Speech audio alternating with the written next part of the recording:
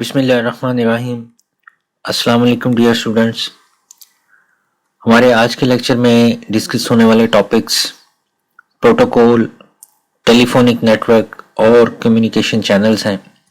Protocols set of rules को कहा जाता है जो कि किसी भी नेटवर्क पे कम्युनिकेशन करने के लिए इस्तेमाल किए जाते हैं। A standard used by the network for communication between different devices connected to a network is called protocol. It represents an agreement between the communication devices. यानी ये जितनी भी devices network पे connected होती हैं उनके दरमियान एक agreement होता है। आप इसको एक standard कह सकते हैं, आप set of rules इनको कह सकते हैं, जिनके जरिए वो तमाम डिवाइसेस आपस में कम्युनिकेशन परफॉर्म करती हैं। प्रोटोकॉल क्या डिफाइन करता है कि क्या कम्युनिकेशन परफॉर्म करनी है, किस तरह से कम्युनिकेशन परफॉर्म करनी है और कब कम्युनिकेशन परफॉर्म करनी है। तो ये तीनों चीज़ें प्रोटोकॉल में डिफाइन होती हैं। किस तरह से एक डिवाइस ने दूसरी डिवाइस को डाटा भेजना है, किस वक्त जो वो डाटा भेजा जाना है और किस फॉर्मेट के अंदर जो वो डाटा भेजा जाना है, ये सारा काम प्रोटोकॉल्स ने करना होता है। तो कोई भी डिवाइस प्रोटोकॉल्स के बगैर कम्युनिकेशन परफॉर्म नहीं कर सकती। उसके बाद डियर स्टूडेंट्स, हमारे पास फंक्शंस ऑफ प्रोटोकॉल्स हैं। 3 से 4 फंक्शंस हमने पढ़ने हैं प्रोटोकॉल के।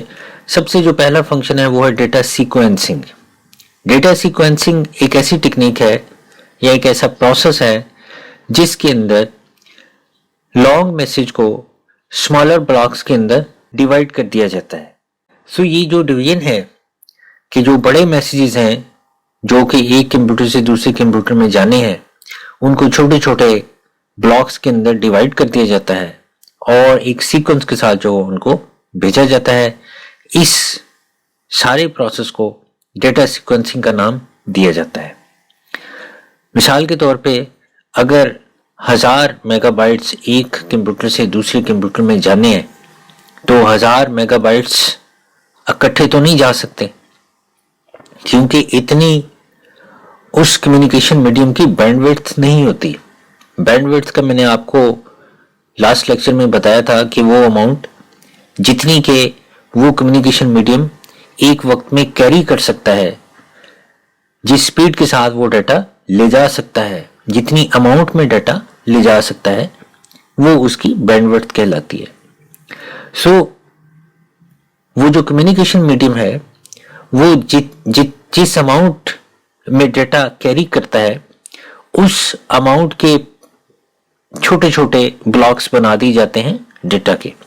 अगर हमारा कम्युनिकेशन मीडियम 10 मेगाबिट्स पर सेकंड ले जा सकता है तो 1000 मेगाबिट्स की बजाय 10 मेगाबिट्स के ब्लॉक्स बना दिए जाएंगे और उनको फिर उस कम्युनिकेशन मीडियम पे जो भेज दिया जाएगा। तो जो लॉन्ग मैसेज है उसको डिवाइड किया जाता है स्मॉलर पैकेट्स के अंदर और वो तमाम पैकेट्स सेम साइज के होते हैं। ऐसा क्यों किया जाता है?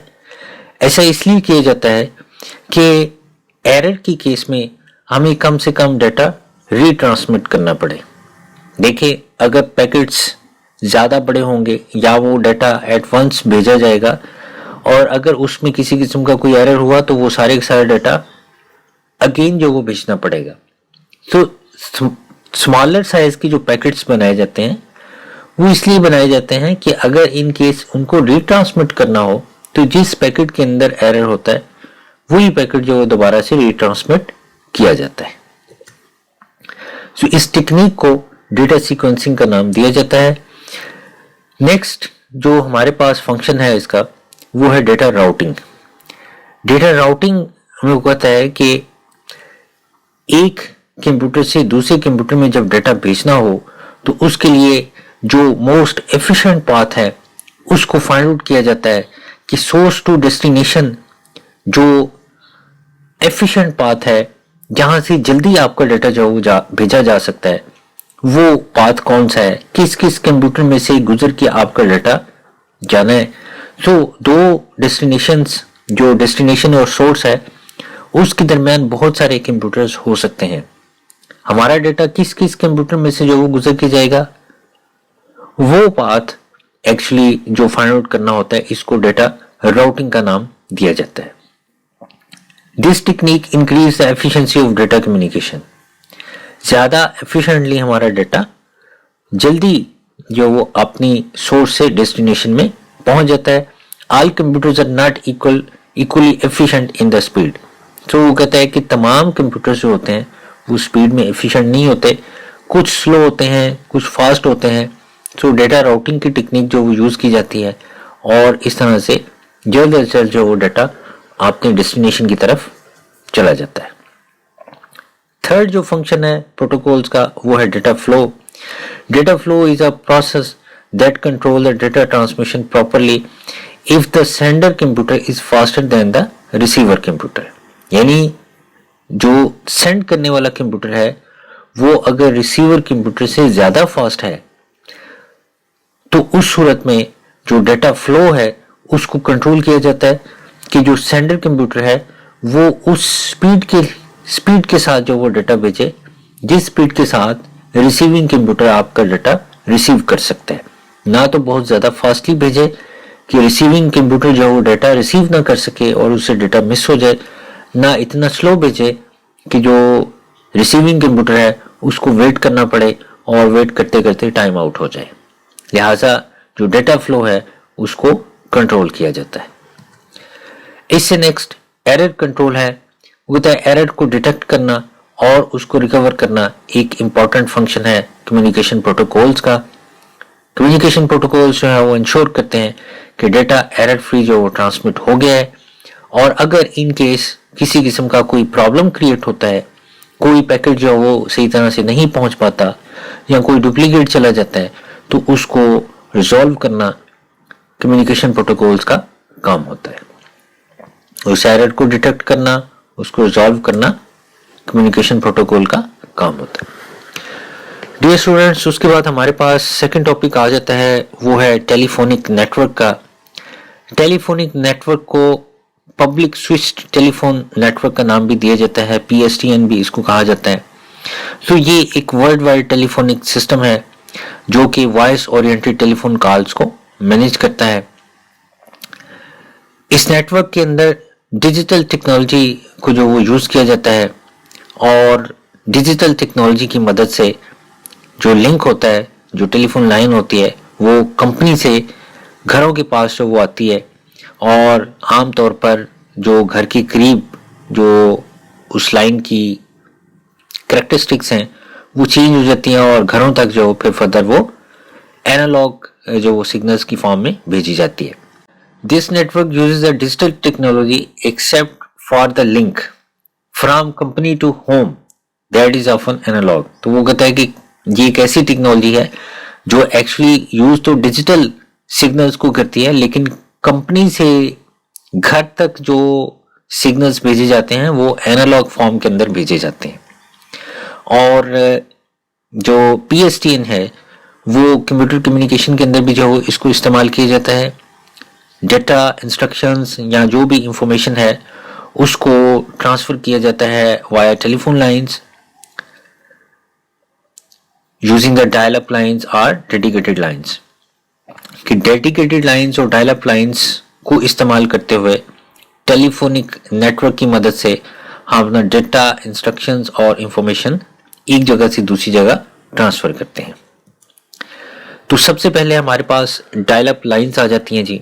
डायल अप लाइंस जो थी ये टेम्परेरी कनेक्शन था और एनालॉग टेलीफोन लाइन को जो वो कम्युनिकेशन के लिए इस्तेमाल किया जाता था। मॉडेम जो कि सेंडिंग कंप्यूटर के साथ लगा हुआ होता था वो एक नंबर डायल करता था, और जो रिसीविंग एंड पे कंप्यूटर होता था उसके साथ उस कंप्यूटर का कनेक्शन स्टैब्लिश किया जाता था। और जब कनेक्शन स्टैब्लिश हो जाता था तो स्टैब्लिश होने के बाद फिर डेटा जो वो ट्रांसफर करना शुरू कर दिया जाता था। एक्चुअली ये जो डायल अप कनेक्शन था या जो डायल अप लाइंस थी ये काफी अर्सा पहले जो वो काबिल इस्तेमाल थी, आजकल इनको इस्तेमाल नहीं किया जाता। ग्राफिकली रिप्रेजेंटेशन में आपको समझा देता हूं कि ये कंप्यूटर है इसके साथ एक मॉडेम लगा हुआ होता था और इस मॉडेम के साथ टेलीफोन की केबल जो वो लगा दी जाती थी। कंप्यूटर के अंदर डायल अप कनेक्शन बनाया जाता था और उसमें वो नंबर फीड किया जाता था जिस कंप्यूटर को इस मॉडेम ने डायल करना है। डायल अप लाइंस के लिए हमें स्क्रैच कार्ड मिल जाते थे, उस पे यूजर नेम और पासवर्ड होता था, वो हम वहां पर फीड करते थे और उसके अंदर हमारे नंबर ऑफ आवर्स होते थे कि कितने आवर्स के लिए हम अपना ये कनेक्शन इस्टेब्लिश कर रहे हैं। सो ये जो मॉडेम था ये डायल करता था एक नंबर और जो टेलीफोन एक्सचेंज के थ्रू होती लाइंस, जो उनका जो इंटरनेट सर्विस प्रोवाइडर्स थे जिनको आईएसपी कहा जाता था, जिनका हम वो कार्ड परचेज करते थे, जिनका कनेक्शन परचेज करते थे, उनके सर्वर के साथ हमारे इस कंप्यूटर का कनेक्शन स्टैब्लिश होता था। यूजर नेम पासवर्ड वेरीफाई किया जाता था, अगर उसमें बैलेंस मौजूद होता तो ये कनेक्शन स्टैब्लिश हो जाता और उसके बाद इंटरनेट जो वो ब्राउजर को हम ओपन करते और हाँ अपनी रिक्वेस्ट जो भेजते तो वाया इसी केबल एनालॉग फोन लाइंस की मदद से हमारा जो कनेक्शन था वो वाया इंटरनेट जो वो वाया टेलीफोन लाइन जो वो इंटरनेट के साथ जो हम कनेक्ट हो जाते। ये एक दूसरी भी जो वो यहाँ पर पिक्चर लगाई गई है, वो कहता है कि कंप्यूटर मॉडेम के साथ जो वो डिजिटल सिग्नल्स के अंदर जो वो डेटा भेजता है। आप मॉडेम को जो वो पढ़ चुके हैं, डायल अप मॉडेम को आप एज ए कम्युनिकेशन डिवाइस के तौर पर पढ़ चुके हैं। आपको पता है कि मॉडेम दो जो वो वर्ड से मिलकर बना है। मो का मतलब है मॉड्यूलेशन और डिम का मतलब है डीमॉड्यूलेशन, यानी डिजिटल को एनालॉग में कन्वर्ट करना और फिर एनालॉग को अगेन डिजिटल में कन्वर्ट करना, ये मॉडेम का काम होता है। सो ये जो सिग्नल्स हैं ये एक्चुअली डिजिटल सिग्नल्स हैं, यानी कंप्यूटर डिजिटल सिग्नल्स को फॉलो करता है। डिजिटल सिग्नल्स में मॉडेम को डेटा देता था, मॉडेम उस डेटा को अगेन एनालॉग सिग्नल्स के अंदर कन्वर्ट करता था, क्योंकि इसके साथ एनालॉग टेलीफोन लाइन जो है वो लगी होती थी। सो ये फिर वाया टेलीफोन लाइंस आईएसपी के पास चले जाते हैं। आईएसपी के थ्रू जो उनका मेन सर्वर होता है वो इंटरनेट के साथ कनेक्ट होता था और वो सर्वर जो वो फर्दर आगे रिक्वेस्ट भेजता। वो जिस कंट्री के पास वो रिक्वेस्ट जानी होती उनकी आईएसपी और उनकी जो नेशनल जो टेलीकम्युनिकेशन सिस्टम है वहां पर से होकर उस मेन सर्वर तक वो पहुंच जाता जहां पर हमारी रिक्वेस्ट फॉरवर्ड की जानी है और वहां से अगेन फिर वो डाटा पिक करता और वाया उसी रास्ते से होता हुआ दोबारा हमारे कंप्यूटर के अंदर जो वो डाटा डिस्प्ले किया जाता था। तो इस तरह से ये जो डायल अप कनेक्शन है इसको इस्तेमाल किया जाता था। अगर किसी किस्म की कोई प्रॉब्लम क्रिएट होती तो दोनों तरफ जो वो कम्युनिकेशन स्टॉप हो जाती थी।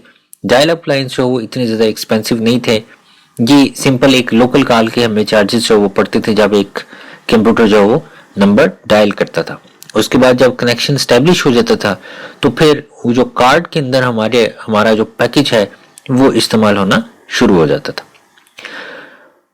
It can be use to connect to computers located at any location. जी बिल्कुल, आप दुनिया में कहीं भी जो दो कंप्यूटर्स थे इनके दरमियान जो वो आप कम्युनिकेशन परफॉर्म कर सकते थे। डायल अप कनेक्शन की या डायल अप लाइंस की जो क्वालिटी थी वो कोई इतनी ज़्यादा हाई नहीं थी और ये जो हमें ट्रांसफर डेटा रेट जो हमें प्रोवाइड करते थे वो ऑलमोस्ट 56 किलोबिट्स पर सेकंड की स्पीड से जो हमें डेटा मिलता था। आजकल जो हमें डेटा मिल रहा है वो तो अराउंड अबाउट 10, 20, 100 मेगाबिट्स पर सेकंड की स्पीड से डेटा मिल रहा है। लेकिन अगरचे वो डायल अप लाइंस नहीं है, वो हमारे पास जो डेडिकेटेड लाइंस का टॉपिक है उसमें आप पढ़ेंगे। तो नेक्स्ट डियर स्टूडेंट्स, हमारे पास डेडिकेटेड लाइंस का ही टॉपिक है। Dedicated lines is a communication that is always established between two communication devices. यानी ये वो लाइन होती है जो कि दो कम्युनिकेशन डिवाइसेस के दरमियान स्टैब्लिश की जाती है और ये कनेक्शन दो डिस्टेंट लोकेशंस के दरमियान जो वो कनेक्ट किया जाता है। ये लाइंस डिजिटल भी हो सकती हैं, एनालॉग भी हो सकती हैं और ज्यादा फास्टर रेट पर जो हमारा डाटा ट्रांसमिट किया जाता है डिजिटल लाइंस में as compare to analog lines. They are used to connect home and business users to network all over the world. तो किसी भी तरह का जो यूजर है वो इन लाइंस को यूज कर सकता है। जो डेडिकेटेड लाइंस की स्पीड है यानी जो ट्रांसफर रेट है वो कहता है कि जितना डाटा वो लाइन कैरी कर सकती है उसको ट्रांसफर रेट का नाम दिया जाता है। ये हम पहले भी जो डिस्कस कर चुके हुए हैं, और इसको बिट्स पर सेकंड में जो वो हम जो वो मेजर करते हैं या इसको एक्सप्रेस किया जाता है।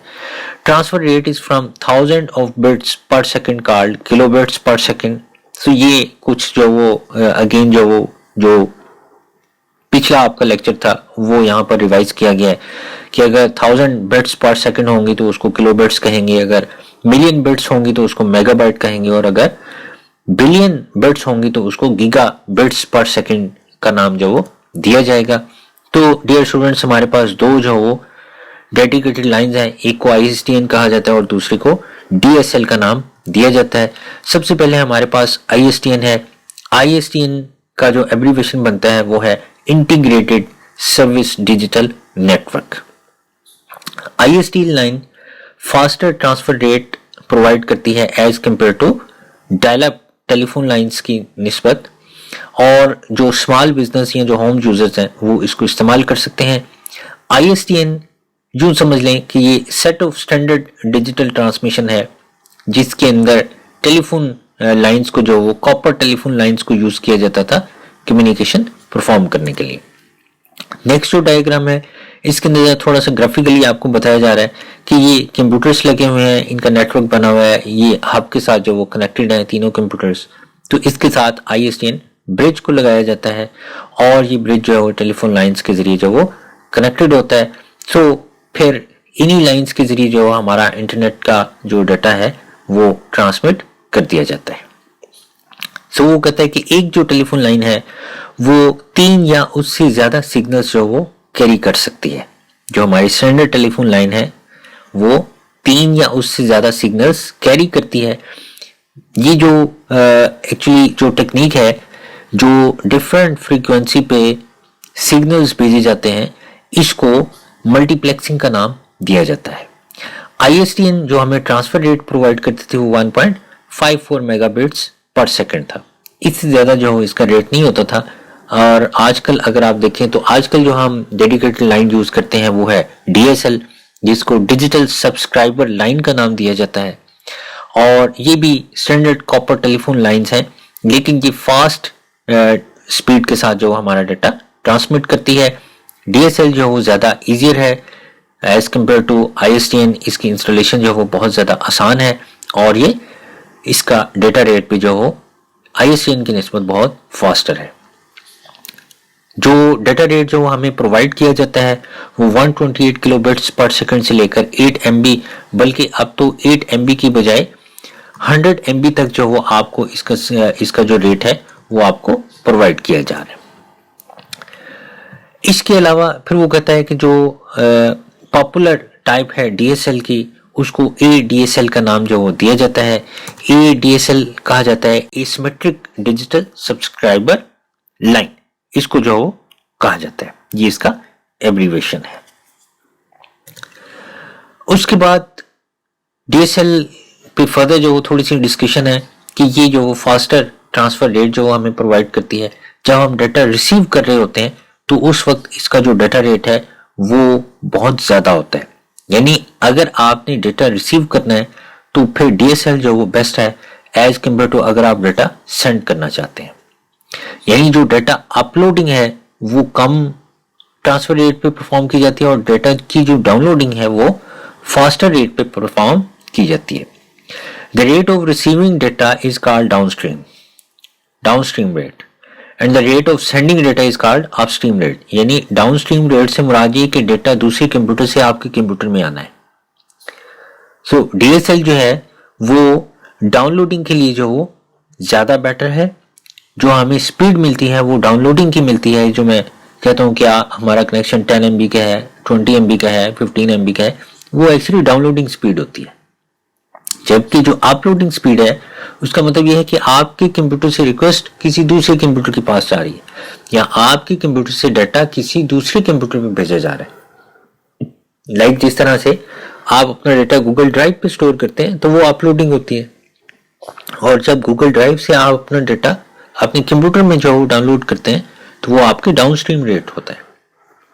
तो जो डाउनलोडिंग रेट है वो DSL का जो है वो ज्यादा है और अपस्ट्रीम रेट जो है वो उसका कम है। उसके बाद डियर स्टूडेंट्स हमारे पास नेक्स्ट टॉपिक आ जाता है जो कि कम्युनिकेशन चैनल्स का टॉपिक है। कम्युनिकेशन चैनल्स क्या होते हैं? वो कहता है कि वो पाथ जिसके थ्रू हमारा डाटा ट्रांसमिट किया जाता है एक कंप्यूटर से दूसरे कंप्यूटर में, उसको कम्युनिकेशन चैनल का नाम दिया जाता है। कम्युनिकेशन चैनल को कम्युनिकेशन मीडिया या ट्रांसमिशन मीडिया का नाम भी दिया जाता है।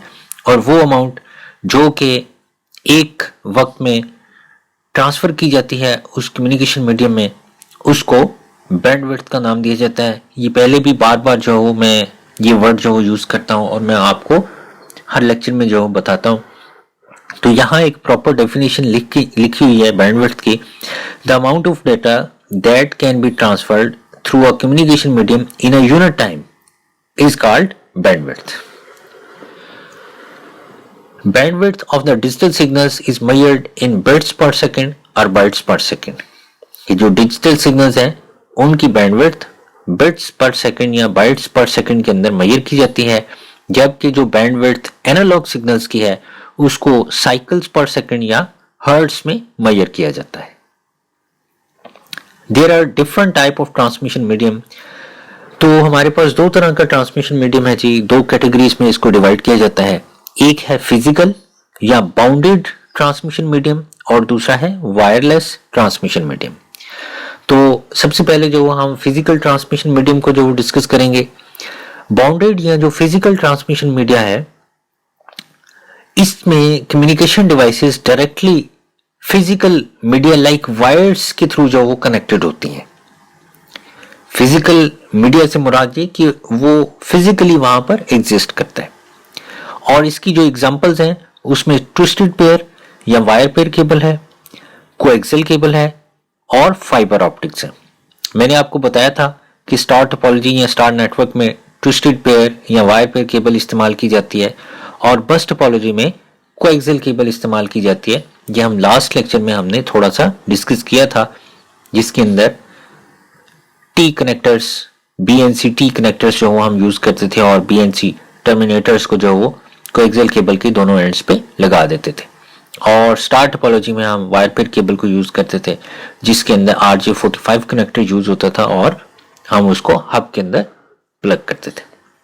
तो अब हमने इनकी कुछ कैरेक्टरिस्टिक्स को डिस्कस करना है। तो सबसे पहले हमारे पास जो वो ट्विस्टेड पेयर या वायर पेयर केबल है, twisted pair is the most commonly used physical transmission medium. जी ये वो केबल है जो कि बहुत ज़्यादा जो वो इस्तेमाल होती है लोकल एरिया नेटवर्क के अंदर, और जितने भी हमारे नोड्स होते हैं उनको हम अपनी सेंट्रल डिवाइस के साथ कनेक्ट करने के लिए इस केबल को इस्तेमाल करते हैं। ट्विस्टेड पेयर केबल जो वो तो इसके अंदर जो वो वायर्स होती हैं जो कि आपस में ट्विस्ट हुई होती हैं और उनके अंदर एक कॉपर की वायर होती है, कॉपर का कंडक्टर होता है जिसमें हमारे सिग्नल्स ट्रांसमिट किए जाते हैं। The pair of wires are covered by the plastic insulation and it is twisted together। जी आगे ये हमारे पास डायग्राम है जी, इसमें आपको नजर आ जाएगा।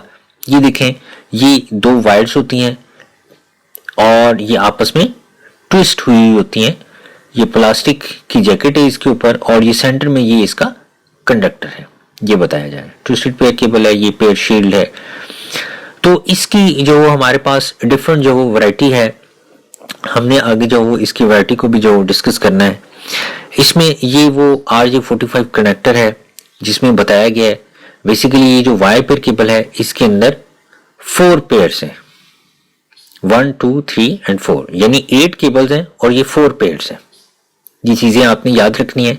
इसमें ये हर जो वायर है उसको बिल्कुल जो वो हम इस कनेक्टर के अंदर, ये जितने आपको इसके पॉइंट्स नजर आ रहे हैं, हर पॉइंट जो वो इस एक वायर के अंदर पिन अप हो जाता है और हर वायर का जो वो सिग्नल इस पिन के साथ अटैच हो जाता है और इसको फिर हम अपने जो हब के अंदर या कंप्यूटर का जो नेटवर्क अडाप्टर कार्ड है उसके अंदर हम इसको प्लग करते हैं और कम्युनिकेशन स्टार्ट हो जाती है। उसके बाद नेक्स्ट स्लाइड में स्टूडेंट आपको बताया जा रहा है कि जो वायर्स हैं इनको ट्विस्ट क्यों किया जाता है। तो वो कहते हैं कि ट्विस्ट इसलिए किया जाता है कि जो इलेक्ट्रोमैग्नेटिक वेव्स हैं जो कि हमारे सिग्नल्स को डिस्टर्ब करती हैं, उनसे हमारे सिग्नल्स प्रोटेक्टेड रहें, इसे इनको आपस में ट्विस्ट कर दिया जाता है।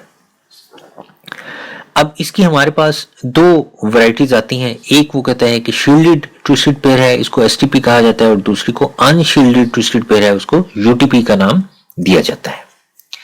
शील्डेड ट्विस्टेड पेयर के ऊपर क्या होता है, वो कहता है कि इसमें एक लेयर ऑफ फॉयल होती है शील्डिंग की, और ये एक्स्ट्रा होती है। ये जो ही समझ लें कि इसको जो इलेक्ट्रोमैग्नेटिक इंटरफेस है इसको रिड्यूस करने के लिए जो इस शील्ड को इस्तेमाल किया जाता है। EMI originates from the devices such as motor power line। वो कहते हैं ये जो मोटर्स होती हैं, जहां पर कहीं इलेक्ट्रिक मोटर चल रही है या कोई पावर लाइंस हैं, या वो कहता है कि फ्लोरोसेंट लाइट्स हैं, तो ये ऐसी जो वो हमारे पास फैक्टर्स हैं जो कि हमारे सिग्नल्स को डिस्टर्ब करते हैं। तो इस डिस्टर्बेंस से बचने के लिए जो एक्स्ट्रा से लेयर ऑफ फॉयल है उसको शील्ड बनाकर जो वो उसके ऊपर चढ़ा दिया जाता है ताकि सिग्नल्स जो वो उसके अंदर प्रोटेक्टेड रहे। एसटीपी जो है वो यूटीपी की निस्बत जो ज्यादा एक्सपेंसिव है। और उसके बाद हमारे पास जो नेक्स्ट साइड है वो अनशील्डेड ट्विस्टेड पेयर यानी यूटीपी का जो बताया जा रहा है कि जो अनशील्डेड ट्विस्टेड पेयर है इसके अंदर जो वो एक्स्ट्रा से जो वो फॉयल की शील्ड नहीं होती, और जो मोस्ट कॉमन ट्विस्टेड पेयर के जो स्टैंडर्ड्स यूज होते हैं उसको कैटेगरी 6 या कैट 6 का नाम दिया जाता है। डिफरेंट जो वो इसकी वैरायटीज अवेलेबल हैं, कैट 6A है, कैट 5E है। जी नेक्स्ट स्लाइड में जो वो आपको इसकी पिक्चर्स मिल जाएंगी। इसकी जरा थोड़ी सी जो वो क्वालिटी में फर्क आ जाता है, जो डिफरेंट जो वो इसकी कैटेगरीज जो वो आपको डायग्राम के अंदर दिखाई गई हैं। तो जो कैट 6 है वो हमें जो ट्रांसफर रेट देती है वो 1000 मेगाबिट्स पर सेकंड जो मैक्सिमम ट्रांसफर रेट देती है अगर हमारी केबल की लेंथ 100 मीटर हो। 100 मीटर से ज्यादा होगी तो ये जो रेट है ये फिर आहिस्ता आहिस्ता कम होना शुरू हो जाएगा। Cat 6A is an improved version of cat 6।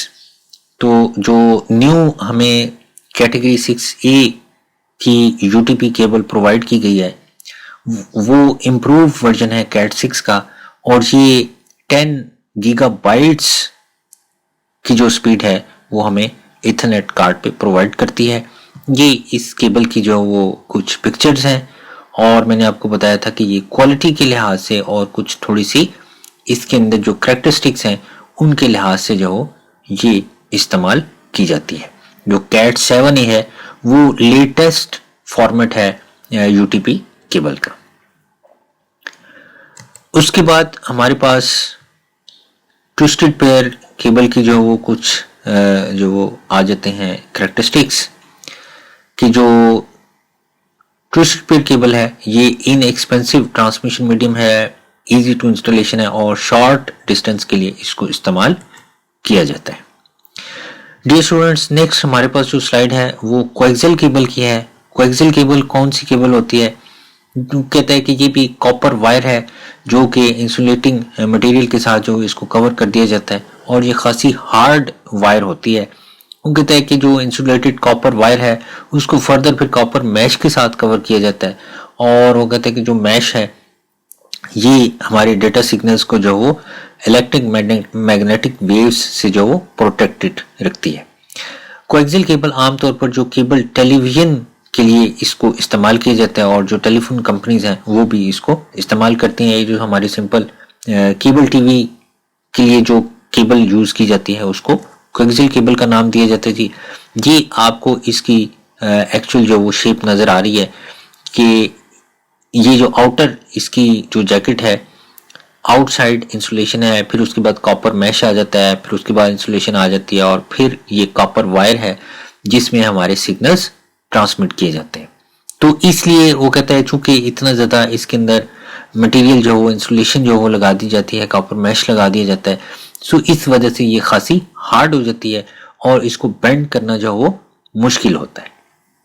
जो सिग्नल्स होते हैं वो इस कॉपर कंडक्टर के अंदर जो वो सिग्नल्स ट्रांसमिट किए जाते हैं।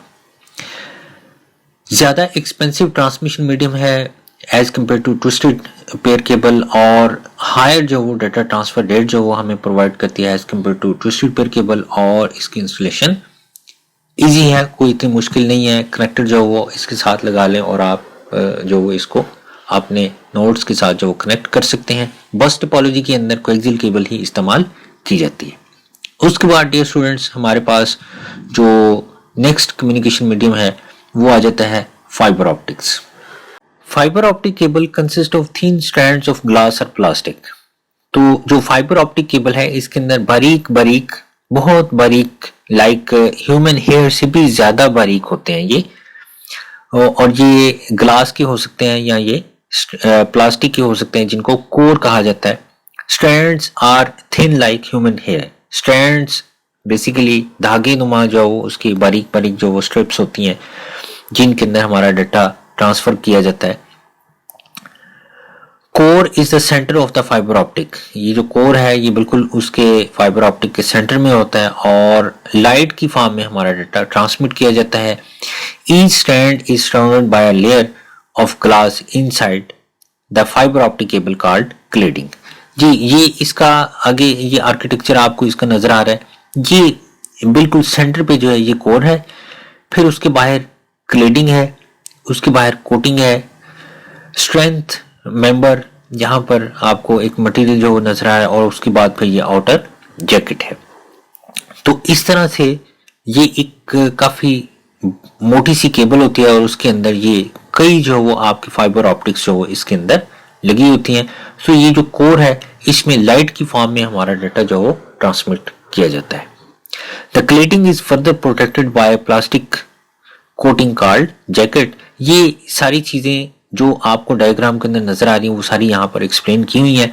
Most telephone companies, ISPs and cable TV operators are using the fibre optic in their networks. जो पिटसेल है वो भी फाइबर ऑप्टिक्स को यूज करता है और हमने हाई स्पीड जो डाटा ट्रांसफर रेट जो प्रोवाइड करता है। फाइबर ऑप्टिक जो नेटवर्क है वो हाई स्पीड है और इंफॉर्मेशन जो कैरी करता है उसकी कैपेसिटी भी जो है वो बहुत ज़्यादा है। फाइबर ऑप्टिक जो ज़्यादा लाइट वेट है और स्मॉल इन साइज होती है। It is more secure and reliable form of the data transmission. तो सबसे ज़्यादा केबल्स में जो रिलायबल है वो फाइबर ऑप्टिक है और इलेक्ट्रोमैग्नेटिक वेव्स भी जो इस पर अफेक्ट नहीं करती। लेकिन ये कि इसकी जो इंस्टॉलेशन है वो डिफ़िकल्ट है और इसी तरह से जो फाइबर ऑप्टिक है वो एक्सपेंसिव भी बहुत ज़्यादा है। तो इसकी जो वायरिंग परफॉर्म की जाती है वो अंडरग्राउंड जो रखा जाता है इसको। तो डियर स्टूडेंट्स ये हमारा आज का लेक्चर था। आई होप कि आपने इन तीनों टॉपिक्स को अच्छी तरीके से अंडरस्टैंड कर लिया होगा। आपके जो भी क्वेश्चंस हुए आप मेरे साथ अपने क्वेश्चंस शेयर कीजिएगा कमेंट्स में। अपना ख्याल रखिएगा। अल्लाह हाफिज़।